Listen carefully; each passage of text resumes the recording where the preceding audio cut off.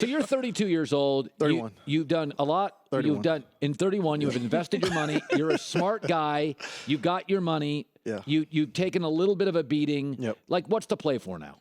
Well, I still like to keep playing. I don't feel old. I don't feel like I'm done. Obviously, I know that the numbers from this last year doesn't say that, but I still feel young, and I still feel like I have a lot left to give this game. And I think if you talk to some of the guys that played with me, especially this last year, I don't look old. You're in great shape. And if I feel at any given time, if I ever felt like, hey, I lost a step, I still can't compete at a high level, I can't beat a linebacker or a DB or, you know what I mean, then I would hang it up for sure. 100%. It's interesting. In the last 6 years, Reggie, you've had a new head coach or an offensive coordinator in the last 6 years. Yeah. So they're all you first you had Joel Philbin, who's not a big personality guy. Then you had Rex Ryan, who I've been very critical of. I think it's too loose. I could see that. Okay. Yeah, I could see that. So can you finally – my knock on Rex is I think he's a good defensive coordinator. I think he'd make a hell of a TV analyst. I think he's funny. I think so too, yeah. I'm a big believer that as football has gotten more academic and data-driven, no more funny guys running teams. And he's too loose. Am I being unfair? I don't think you're being unfair, no. I think you could definitely be spot on. And I think, listen, it's not to say that can't work for a football team. I think it just didn't work for our team because when he was in New York with the Jets, it worked. It worked temporarily. And it kind of eroded. They got a little sloppy late. It did, a little bit. Were you ever, as a veteran player, were you ever in the locker room with Rex? Mm-hmm. And like Big Ben called out Tomlin this year. He said, we don't have discipline. You're now a mature NFL player. It's 10 years in the league, 9 years in the league. Yeah. Was there a moment when you were there thinking, Rex, button it up?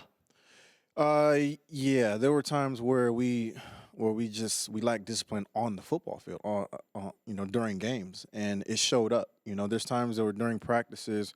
You can kind of tell how your team's going to play based on how we prepare, right? And I felt like there were a few times where maybe we weren't as focused, and it's not all on the head coach because collectively there's a lot of other coaches there that have to do their job as well. But I felt like there were times where it was a little bit too loose, and we could have been a little bit more disciplined in this area and that area. But again, like I said, that's not to say that it can't work. It just didn't work for our team. Mike Tomlin runs a very emotional locker room. Now, he's got to apologize every 15 minutes for something, but it's worked for him. Yeah, it's worked for him. Yeah, I agree.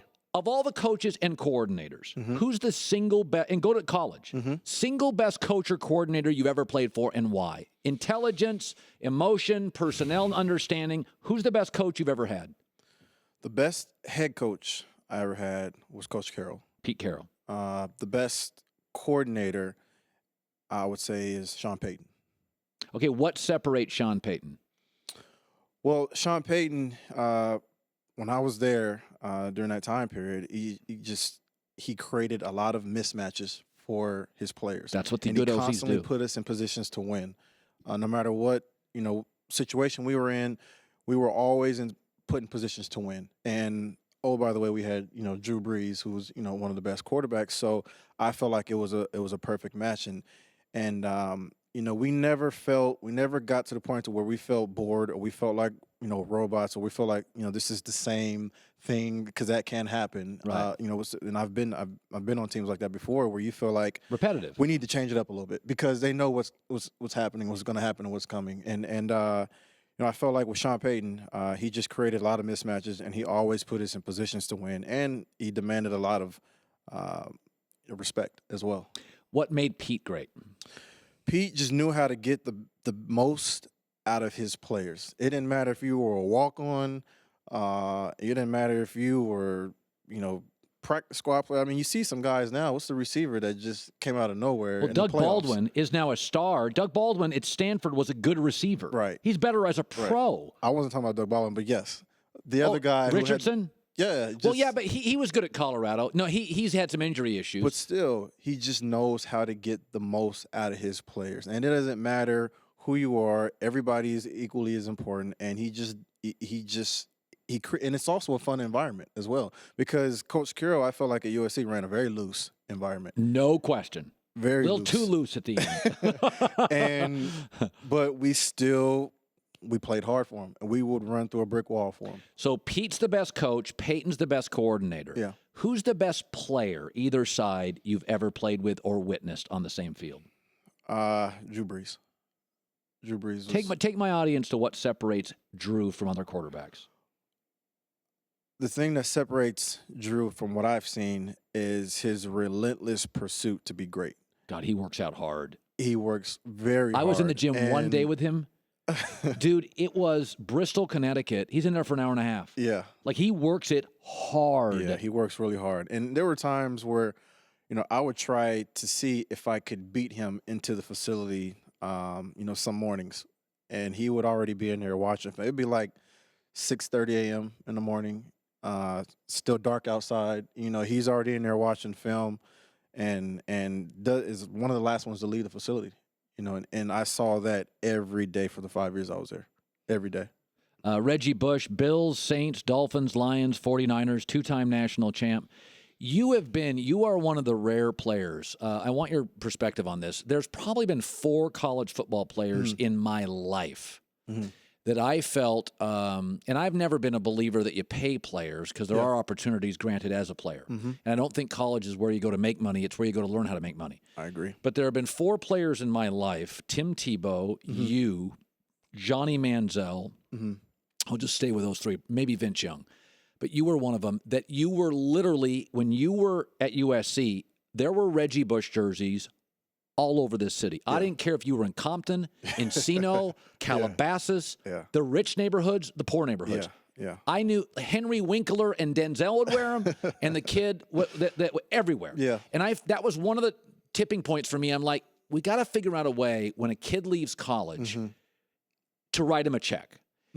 Did you ever feel in college, A, do you think college guys should be paid? And B, did you ever feel like you were being taken advantage of?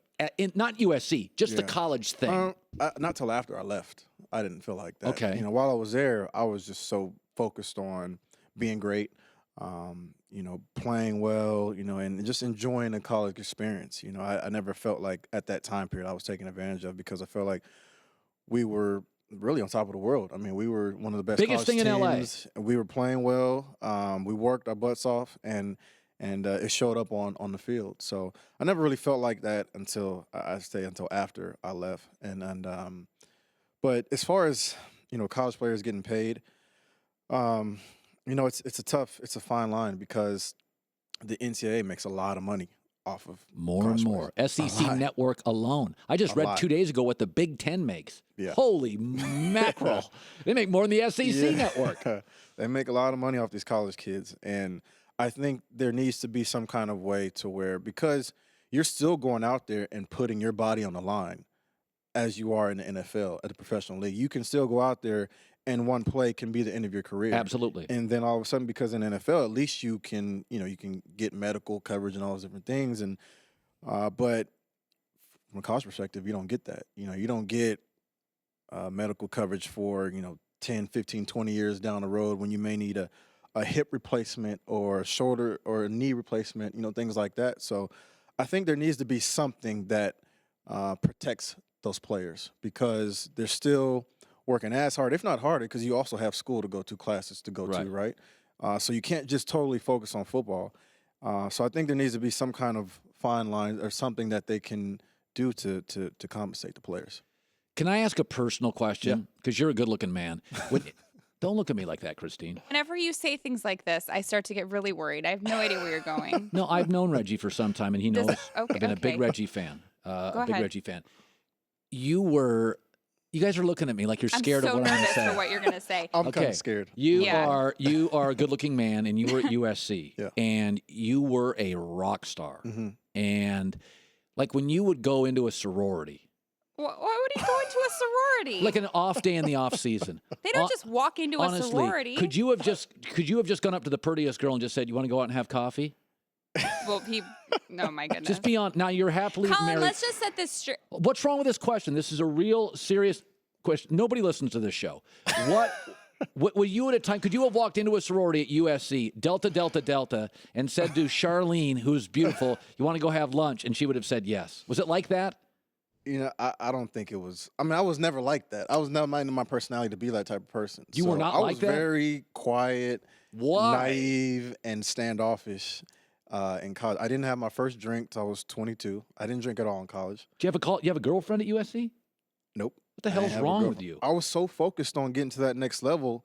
I mean, I dated, obviously, yeah. But I was so focused on getting to the next level that I wasn't gonna let anything stop me. And I didn't drink, I didn't, do any drugs, I didn't party crazy. I would go to parties here and there, but I was always a designated driver. I love that. I'm disappointed, but yet encouraged. Why are you disappointed? No, I mean, I think that's a really great human trait. You can ask any one of my teammates that I played with in college, they'll say the same thing. Were you offended by that question? No, because that's what my audience cares about. They don't care about the Bills. I wasn't offended at all. I've been asked literally any and everything known to mankind. Okay, Greg's looking at me like we're going to get in trouble from the FECC. No, I think I'm fascinated by that. Give me the real answer when I go to a commercial.